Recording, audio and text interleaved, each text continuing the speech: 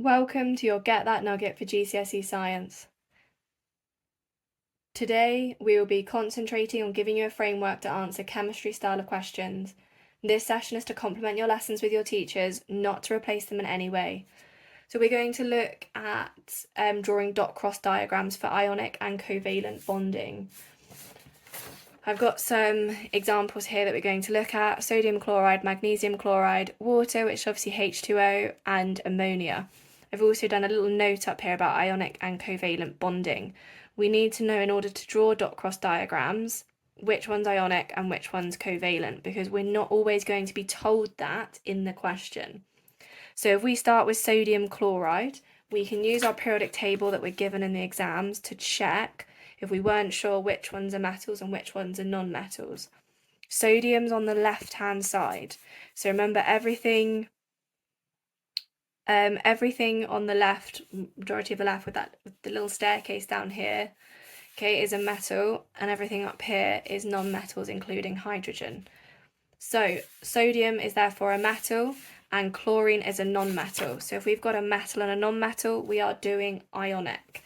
Now, for ionic bonding, we are looking at transfer. So ionic bonding is between a metal and a non-metal and involves the transfer of electrons going from one place to another. They're being given away and received.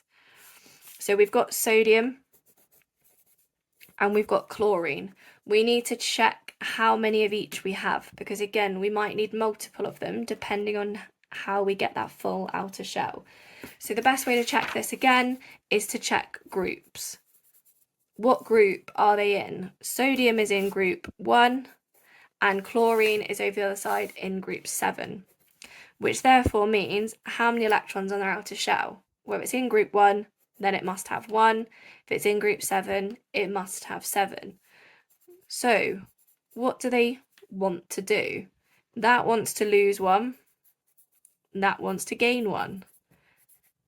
So that balances out perfectly, doesn't it? That can lose the 1 to that one. So we only need 1 Na and 1 Cl. So now we need to go about drawing the dot cross diagram. Now we only need to draw outer shells. That's all we are concerned with, is outer shells. Sodium's in group 1, so I'm just going to do nice and quickly a cross. Now if I've made these crosses, it's a dot cross diagram, so these must be dots. So plus the chlorine circle, it's in 7, so it's got 7 to do, and ta-da. Little arrow to show that these guys are bonding, and now I want a whole new Na. Well, if it's losing 1, then I just draw nothing, because what we do is once we've lost that one, we go down to the next full outer shell, but we don't need to draw that, because when we get a chance to be lazy, we take it. Drawn some square brackets around, and those will be needed later. The new chlorine, we draw the original 7, and then the one that we've gained from the sodium. Make sure when you're doing that, you put it in as the cross, not the dot, and put the square brackets around it. Now this is because in ionic bonding, we're moving electrons about, so we're changing the charge.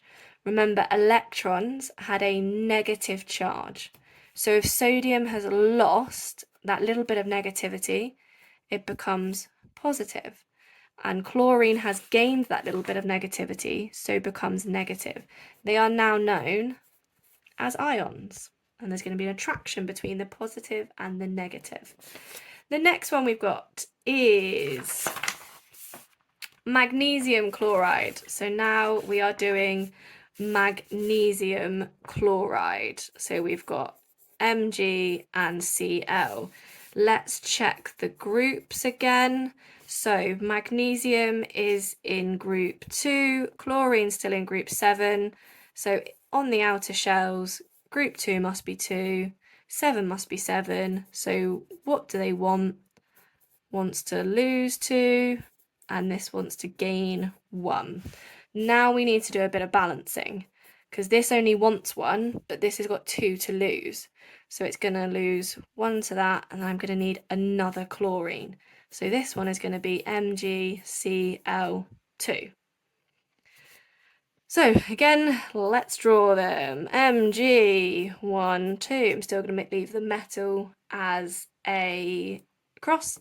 And then we've got 2 chlorines to draw, so prepare to get hand cramp. I'm going to do the other one down here, so I've got some space. That is an L, a very bad one.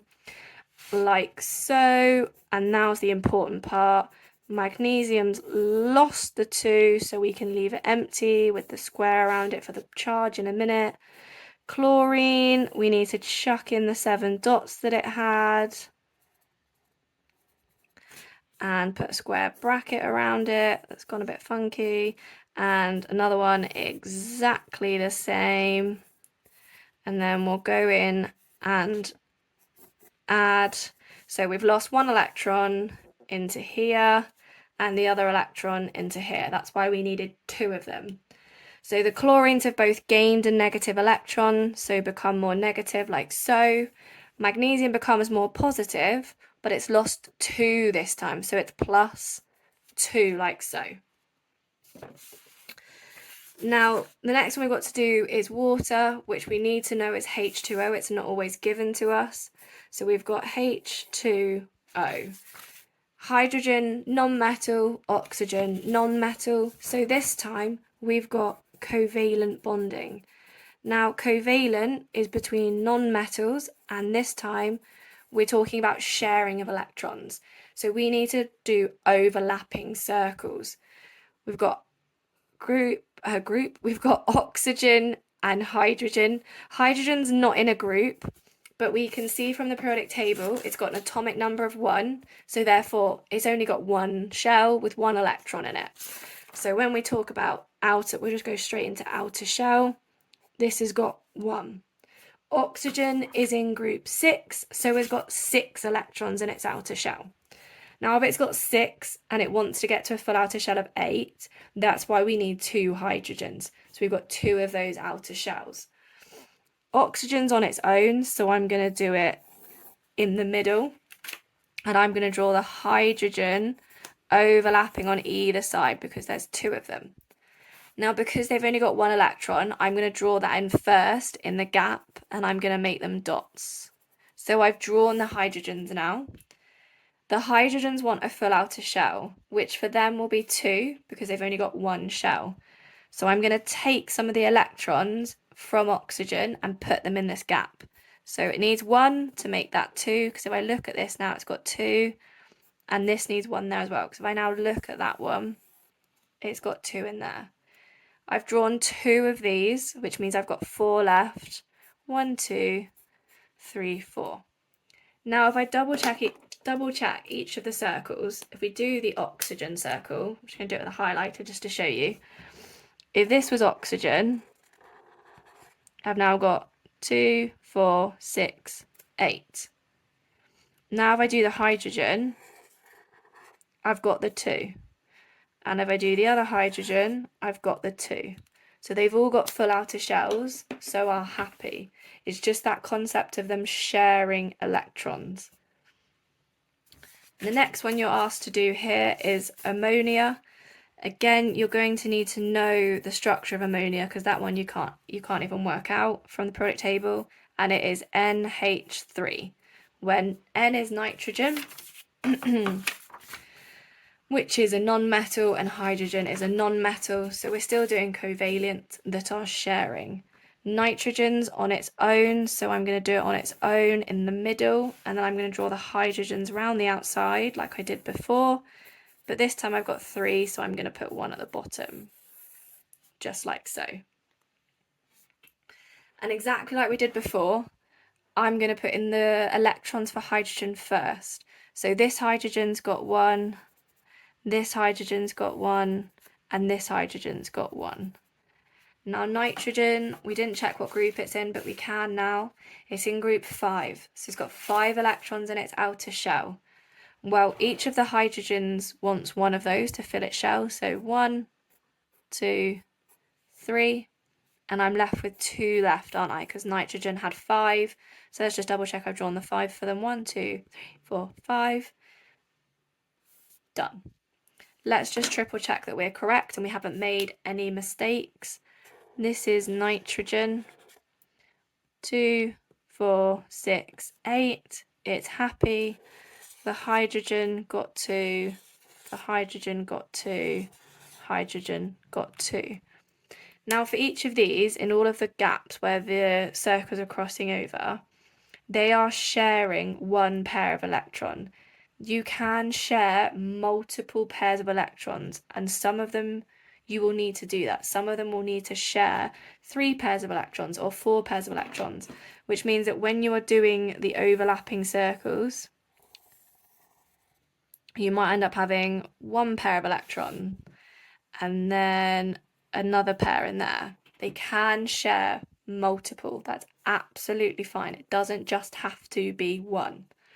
So that was drawing dot cross diagrams for ionic and covalent structures.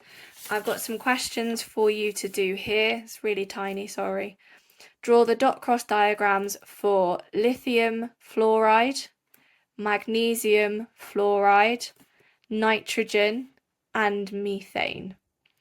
So working out which is ionic, which is covalent, then working out how many electrons in the outer shell, and then going from there.